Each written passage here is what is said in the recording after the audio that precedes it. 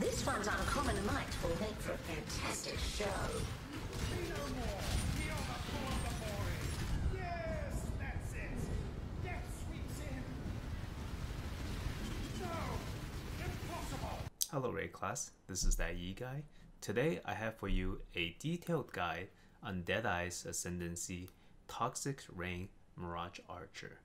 With the introduction of 3.13 and the reworked Deadeye Ascendancy, now Deadeyes have Occupying Force, which is Mirage Archers are no longer attached to you, but you can have up to 3 total Mirage Archers, and they will keep shooting as you detach and really carpet the entire area in Toxic Rain.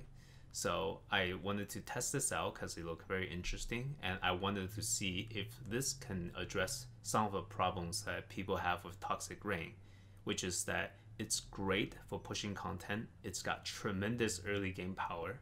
With just Tabula Rasa and Quill Rain, you can push all the way to red tier max. But against in-game bosses like Sirius, for example, the single target seems to be lacking without tremendous investment into the build. So I wanted to see if Occupying Force can potentially address that, and also how to push your single target with Toxic Rain to greater heights. So I'm gonna go over different mechanics in detail, but in the video there should be a timestamp for each segment, so you're welcome to skip to it. Anyways, let's get started. In the path of building that I'm gonna include down below in the video description, you're gonna see 3 different trees. One is the early game leveling tree. This is what I recommend for just starting out. You want to path out a Pathfinder Ranger, and then take these nodes, and then initially I would say go for some damage to make your leveling experience a little smoother, and you can come over here and do this. Take this cluster here, and you can take increased duration, or at this point you can just go branch off and work towards Master Fletcher. That's another damage increases node in the early game. Path up. Ignore the acrobatic for now because that's more survivability for later. And go ahead and take Hunter's Gambit. Eventually come out here to take the Chaos. And the rest of the tree you can fill out as you go. And take the life nodes if you feel like you're being too squishy. And for the first Ascendancy point, definitely take Gathering Wind. That's going to be great for the Tailwind. And the second one, Occupying Force. And if you do get the 3rd lap done before the very mid game, you could also take Endless Munitions. And for the Bandit, you want to take 2 passive skill points. Soul of Solaris and Soul of Rislatha for the 2 Pantheons. And moving up here, this is the mid game non-cluster build. So without clusters, you want some decent regular jewels to fill out the rest of the tree. And for the Watcher's Eye, there's different ways to do it. Personally, I went with life gain on hit while affected by vitality. This is not the best jewel for this build because you don't actually hit that often. Because this is not a barrage build, you most likely want Malevolent Watcher's Eye, or you want something else that boosts damage over time and just really help out the build. If you don't have enough money for the Watcher's Eye, don't worry about Watcher's Eye. On this build, it's not as important until very late game. So you could just easily replace it with, say, just a stat jewel. Get some damage on it, get some life on it if possible. But yeah, this would be a very good jewel for you. So let's go over the gear now. A good starting point would be Quill Rain combined with Tabula Rasa. That's something very achievable. And on Tabula Rasa, you will want to get just a normal Void Manipulation, Mirage Archer, Swift Affliction, Efficacy, Toxic Rain, and Vicious Projectile. So that will carry you through pretty much the early game, and you don't have to worry about much else. For a minor upgrade, you can go a chest with the right colors and have, say, +1 gem, or say a Skin of a Loyal. I mean, this is hard to find, but that's also an upgrade. And in the very end game, you will probably go for a bow like this. It doesn't have to be synthesized. It just have to have +1 to socketed gems, be 6 linked, +2 to socketed bow gems, and attack speed. That's kind of optional. It does increase the damage, but the plus gems will scale it quite a bit. And if you really have the budget, you can get this bow, except it fires 2 additional projectiles. So that would be absolutely monstrous in-game DPS boost. For helmet, Devoto's Devotion is the one I go with. You can also use Star Conja's head, and that also works. For the enchant, obviously, Burning Arrow is because I don't have the RNG to get the Toxic Rain, and because the Toxic Rain enchants are too expensive right now. So Toxic Rain additional projectile would be the best, followed by Toxic Rain more damage, increased 40% damage. And for the quiver, this is the quiver I use for the longest time. It just has increased attack speed, and it has max life. They will get the job done for a long time. Eventually, you want to upgrade to something like this, where it has chaos damage, over time multiplier, life, and then the rest are optional. Attack speed is nice to have, and if you have infinite budget, you can also try to get +1 arrow on this for even more projectile madness. For the chest, if you have a 6-link bow, you do not need another 6-link. So for my Carcass Jack, I just went for something with a lot of increased area of effect. And for this build, Carcass Jack is the way to go because of the increased area of effect. And it makes it best in slot. The stat is just so important that there's going any other chest piece is just not as good. So for Amulet, for the longest time, I used just a talisman with life and resist, but the very end game, especially with Harvest Craft, you can get something like this. This will be an in-game optimization. You can get plus chaos skill damage, skill gem, plus dex skill gem, and life. But if you got the money, you can push for chaos multiplier and as a suffix as well. But yeah, I do not have that. For rings, I just went for the stats I need. I need strength, I need a lot of intelligence. I ended up getting on both of my rings along with a lot of resist, so that's gonna be good. For the belt, you can go for some very fancy belts, life recovery rate. You can go different damage, chaos damage on your belt.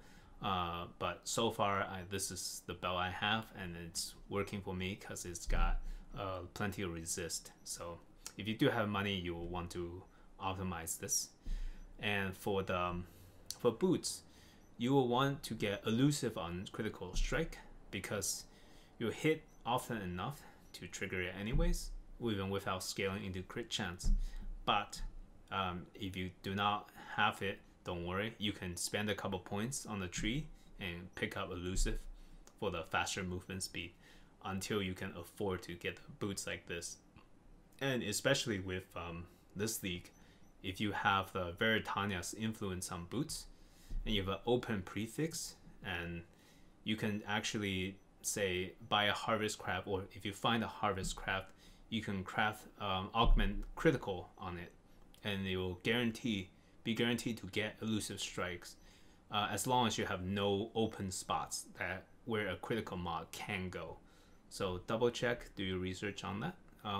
So for me, when I bought the boots, it has everything.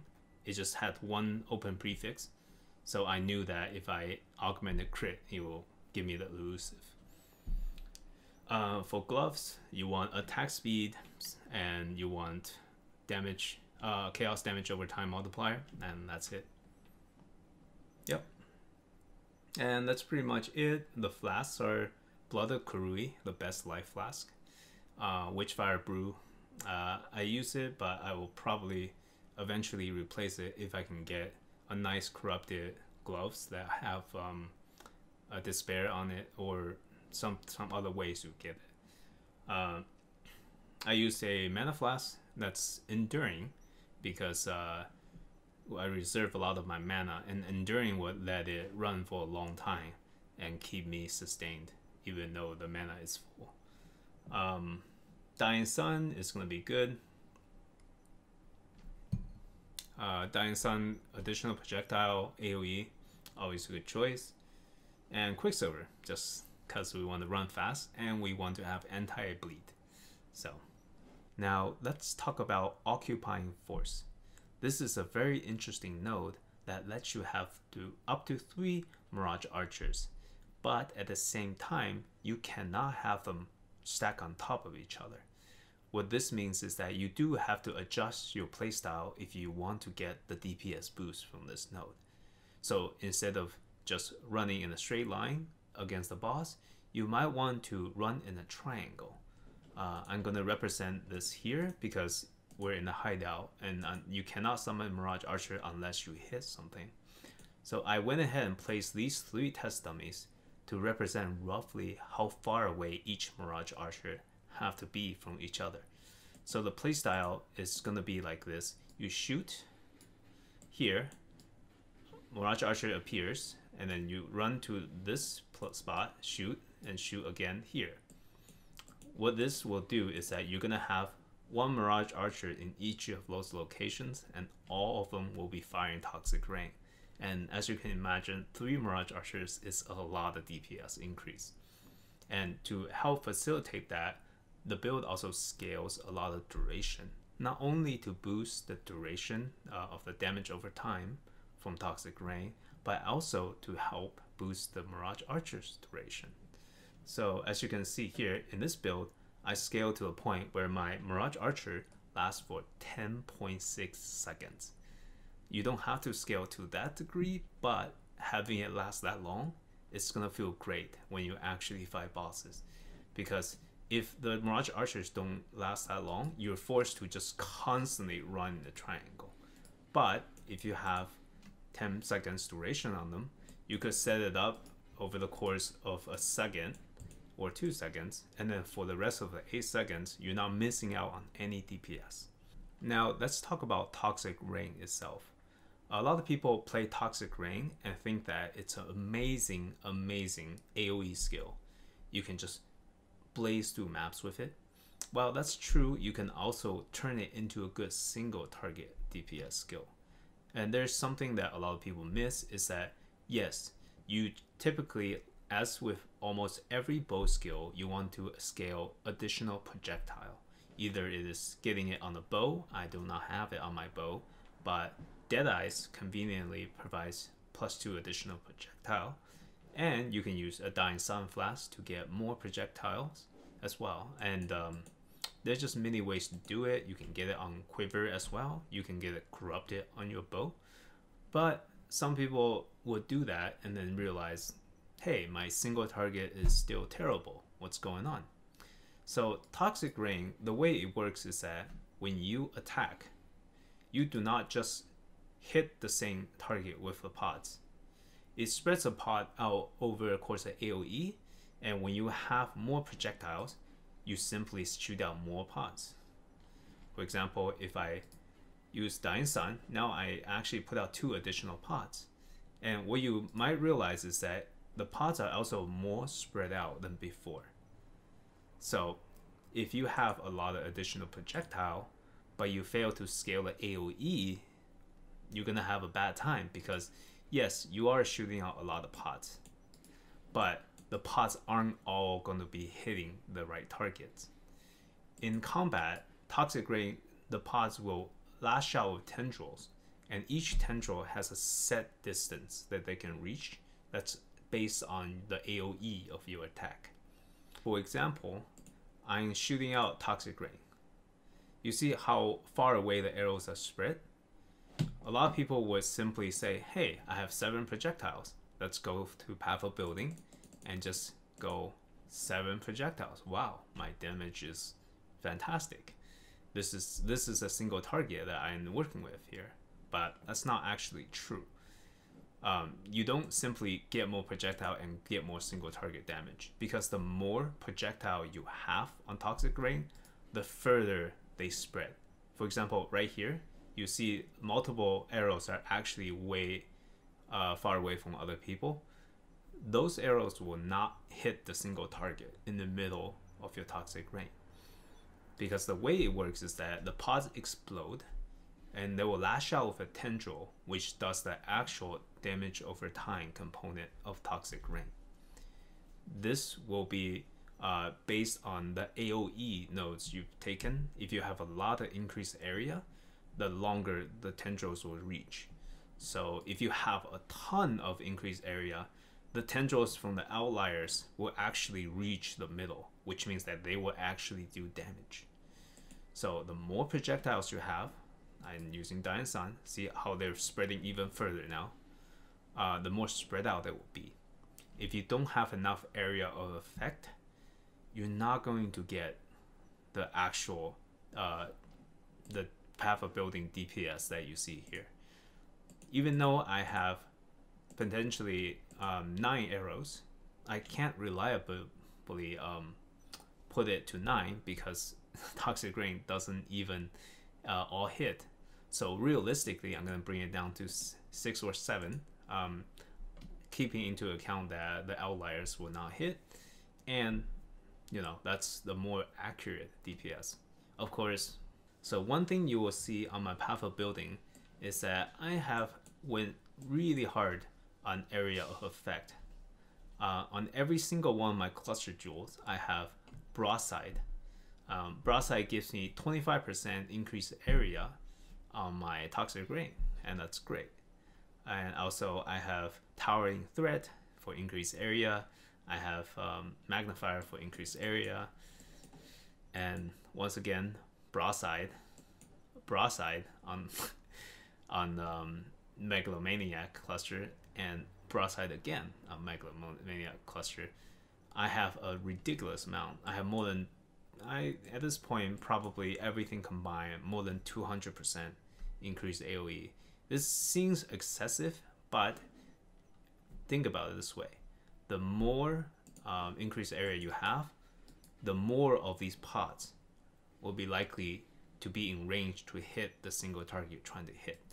So having scaled AoE to a ridiculous degree, I can comfortably tick up this box in path of building to a, not even max, to just say 200 max. So having looking at it this way, I have very good DPS, and that's actually more representative and more accurate way to calculate the toxic rain DPS. So in conclusion, TLDR, didn't bother listening to all that. Not only do you want to scale increased projectile to increase your damage, you also want to scale the area of effect for those increased projectile to actually hit your target. So if you neglect one of them, you're gonna have a bad time. The damage is not gonna be like in the multiples of millions. That's why most people, when they say toxic rain doesn't have tremendous single target, that's probably why. Anyways, this is that guy, and thank you for watching. And if you have any questions, please leave down below, and subscribe if you feel like this kind of guide is the stuff you're looking for. So at most I will put out a guide, or maybe like also boss side footage. Other than that, I don't really spam my channel with just random videos. No sponsorship from Raid Shadow Legends, don't worry, or NordVPN, I don't know. But anyways, thanks for watching and take care.